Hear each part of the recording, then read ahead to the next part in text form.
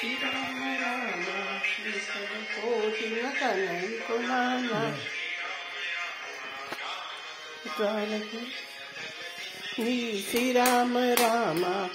समान त्रैलोक हितनिधि श्री राम राम